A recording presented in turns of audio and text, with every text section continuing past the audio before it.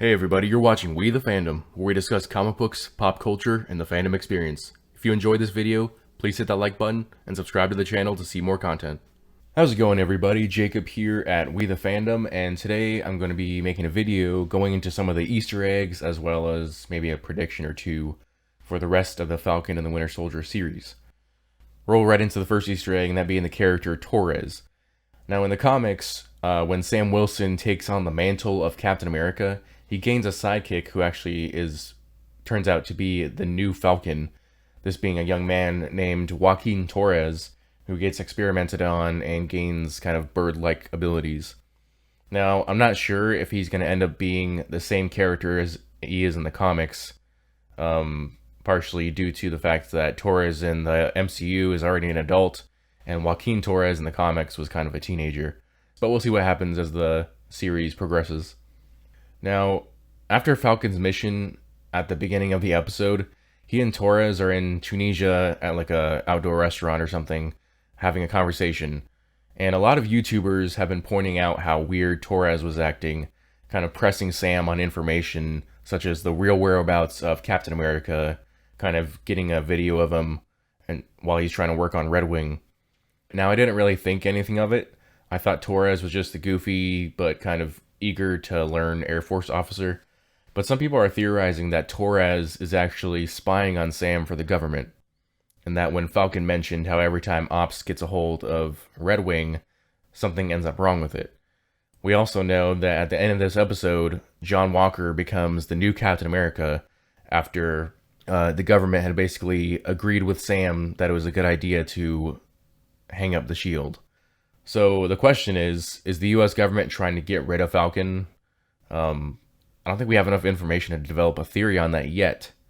But kind of another fun Easter egg during this conversation, there was an Easter egg where Torres asked Sam about the rumor involving Captain America secretly living on the moon. Now this could just end up having something to do with Nick Fury's sword base that we saw in Spider-Man Far From Home. It could just end up being like a little tongue-in-cheek joke.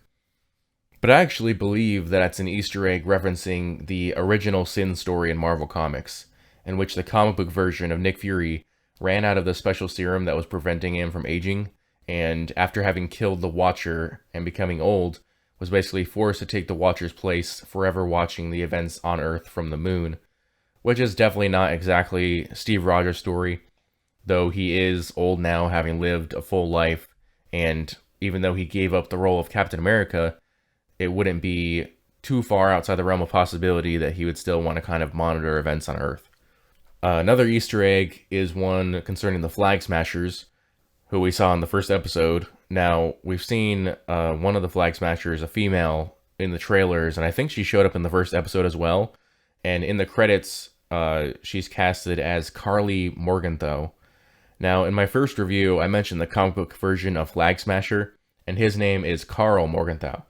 So either they are gender swapping the characters, or she is still connected to Carl in some way. Maybe she's his daughter or sister or niece or something like that. So far, I only have 2 predictions for the series. The first one is that the Flag Smashers group is actually a false flag operation by the American government and the Weapons Plus program to give their new Captain America someone to fight against so he can come out as the hero and people will accept him as the new Captain America. The other prediction is that Zemo is working with the Power Broker to orchestrate some plan to discredit the American government and any heroes associated with the country, like the Avengers. Now, I do plan on making a video explaining Power Broker and the Weapons Plus program sometime soon, but I'm going to wait to see which one of those appears in the show, possibly both. But yeah, were there any Easter eggs that you guys noticed that I didn't cover? And do you have any predictions of your own about the Flag Smashers and Zemo and John Walker and all that stuff? Leave your comments below. As always, please hit that thumbs up button. And if you haven't already, consider subscribing to my channel. And I will see y'all next time. Bye.